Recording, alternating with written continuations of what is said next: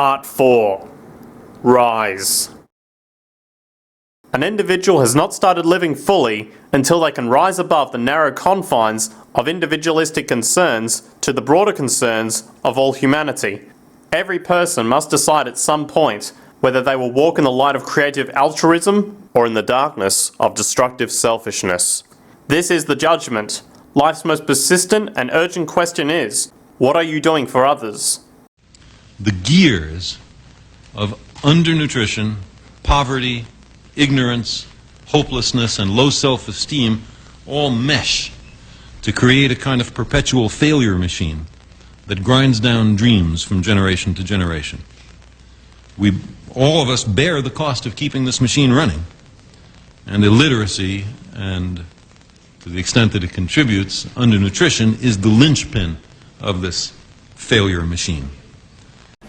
And in the future, we don't need horses. We have motorized carriages called automobiles. If everybody's got one of these does anybody walk or run anymore? Of course we run, but for recreation, for fun. Run for fun? What the hell kind of fun is that?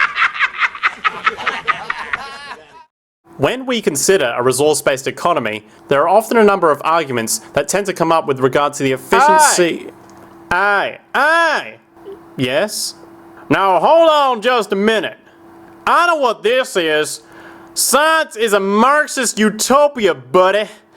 Stalin killed 800 billion people because of ideas like this. My father died in the gulag. Communist, fascist. If you don't like Australia, you should just leave. Fuck a resource-based economy. Yo, we're all about making money. Money. Science has never been tested.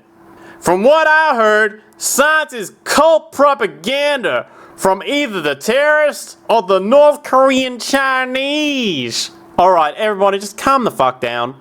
Death to the New World Order! Death to the New World Order! Death to the New World Order! Death to the New World Order!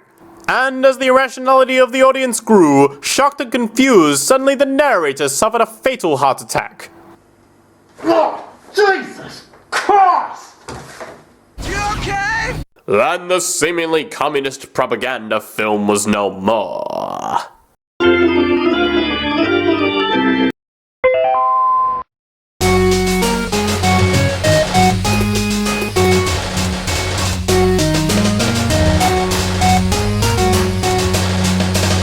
But you know, I've said that sort of thing to people in think tank type of situations.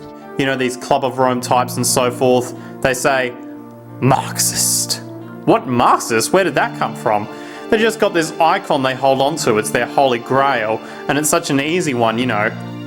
People ask if I'm a socialist or a communist or a capitalist. And I say, I am none of the above. And why do you think that those are the only options?